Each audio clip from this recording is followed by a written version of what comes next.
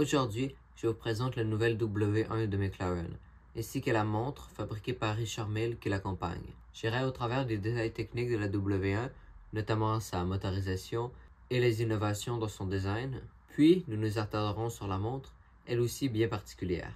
Alors, la McLaren W1 est lancée au 50e anniversaire de leur première victoire des championnats mondiaux de Formule 1. Elle est surnommée, bien sûr, après la légendaire F1 ainsi que la P1.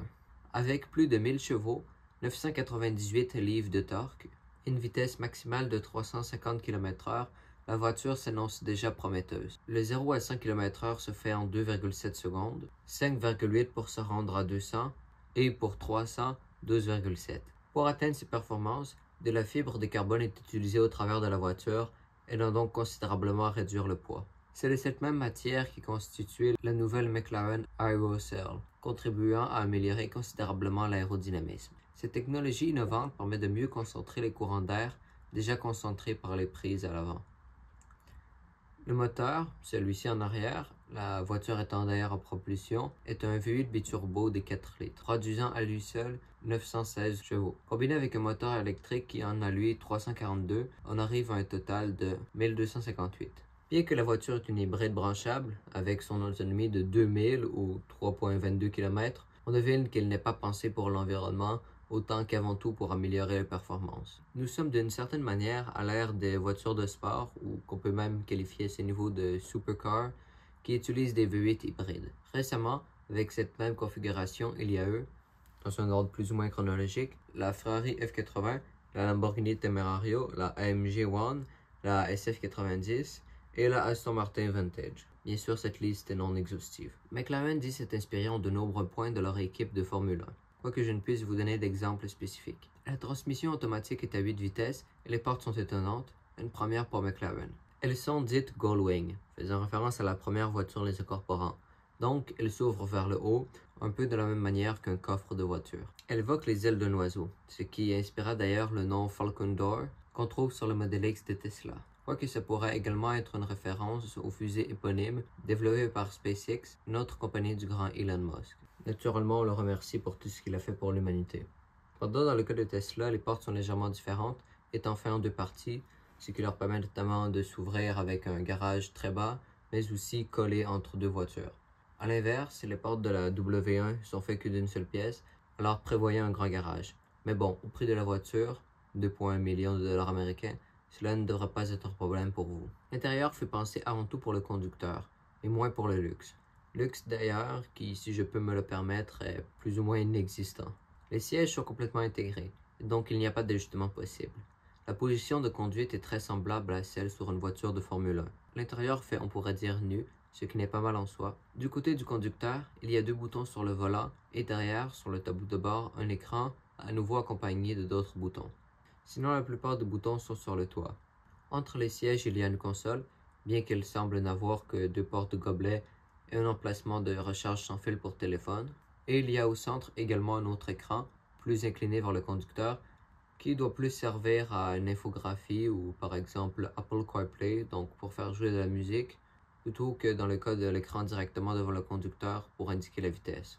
Derrière l'appui-tête des sièges, il y a un espace vide, et on pourrait probablement y ranger quelque chose, bien qu'alors là, il faudrait faire attention avec les policiers, car la visibilité se retrouverait affectée, et bien que je n'ai aucun doute que McLaren ait mis une caméra à l'arrière, cela reste tout de même illégal dans certaines législations. Et il est probable de toute manière que, comme dans la plupart des voitures extrêmement sport, la visibilité soit déjà de toute manière complètement détruite par l'aileron. L'aile est très spéciale, se déplaçant d'une manière qu'on avait vue auparavant, comme vous pouvez le voir à l'écran.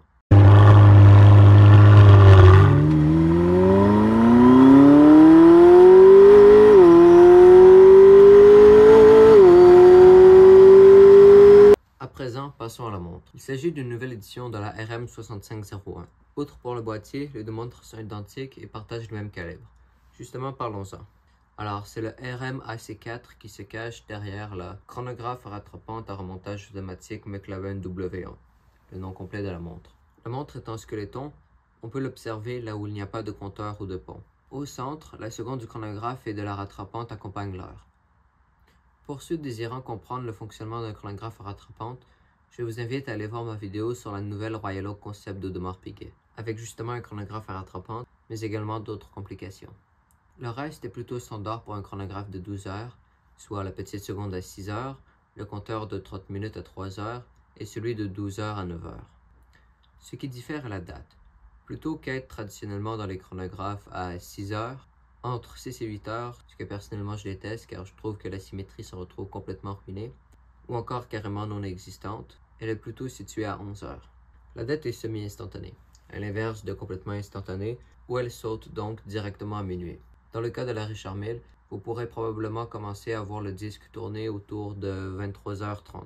La montre est en squeletton, et pour ne pas ruiner le cadran avec un disque blanc, le disque est, comme souvent pour Richard Mille, entre guillemets calqué. Donc, essentiellement, il est uniquement composé des éléments noirs qui, jumelés avec le fond blanc, là où on veut que la date soit indiquée, nous permettent de la lire. Et pour le reste du disque, il est camouflé avec le mouvement. Si vous voulez mon avis, c'est très ingénieux. Ainsi, le chiffre noir complémente bien le boîtier en carbone TPT, exclusif à Richard Mille qui, selon eux, aide à réduire le taux d'apparition de microfissures de 200%. Bien que ce qu'on ne nous dit pas est que le risque est de toute manière potentiellement très bas dès le départ, et que donc même sans l'augmentation de 200%, cela représente tout de même un risque minime, mais bon, on ne le sait pas, et puis j'imagine que c'est toujours ça de prix. La lunette est faite du même carbone, mais cette fois montée sur une lunette en titane de grade 5, la même matière dont est fait la couronne, cette fois ornée du logo de McLaren et d'un revêtement en caoutchouc du orange iconique de McLaren, soit dit papaye. Et les vis maintenant en place la lunette sont également de cette matière. Toujours en grade 5, il y a également les ponts. La réserve de marche est de 60 heures, mais comme c'est pratiquement toujours le cas, l'utilisation du chronographe grignotera un peu d'énergie. Bien que dans le 60 heures qui est donné, Richard Mille assume tout de même que vous utiliserez un peu le chronographe. Et puis de toute manière, la grande majorité des gens achetant des montres à chronographe ne s'en servent pas vraiment et trouvent plutôt qu'il fait joli. Mais bon, gardez tout de même ça en tête. Il y a comme souvent sur les Richard Mille un indicateur de la fonction sélectionnée par la couronne. En l'occurrence, c'est 4 heures et s'inspirant, selon Richard Mille, d'une boîte de vitesse sur une voiture.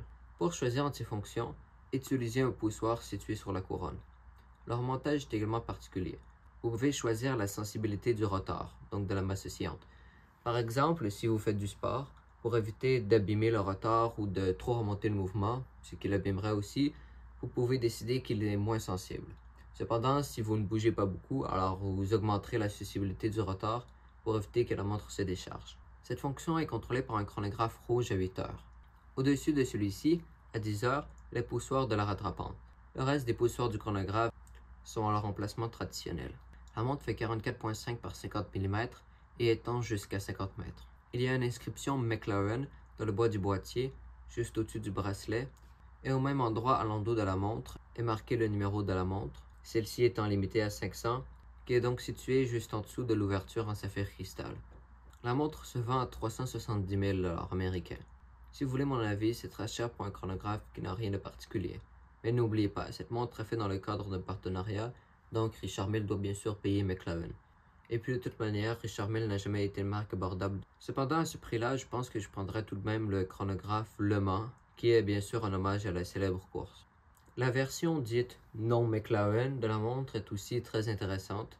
Elle a notamment été disponible avec des boîtiers en quartz TPT, donc probablement encore une fois exclusif à Richard Mille, en bleu ou en jaune. La voiture est très intéressante. Combinée avec la F40, bien des gens attendent la sortie d'un nouveau supercar de Porsche pour recréer ce qui a été appelé la Sainte Trinité. Donc quand la Porsche 718 Spider, la Ferrari et la McLaren P1 étaient tous les trois sortis de la même période et avec des motorisations similaires. Et donc il y a plusieurs éléments en place pour que ça se recrée maintenant, sachant que la Ferrari F80 a elle aussi un V8 hybride, tout comme la W1. J'ai bien aimé tourner cette vidéo et elle m'a permis de découvrir cette nouvelle voiture. Si vous aimez bien la combinaison horlogerie automobile, je vous invite à aller voir ma vidéo sur la nouvelle Bugatti Tourbillon ainsi que la montre éponyme de Jacob & Co. Laissez-moi savoir en commentaire ce que vous pensez qui offre le meilleur rapport qualité-prix, la montre ou la voiture. Merci d'être resté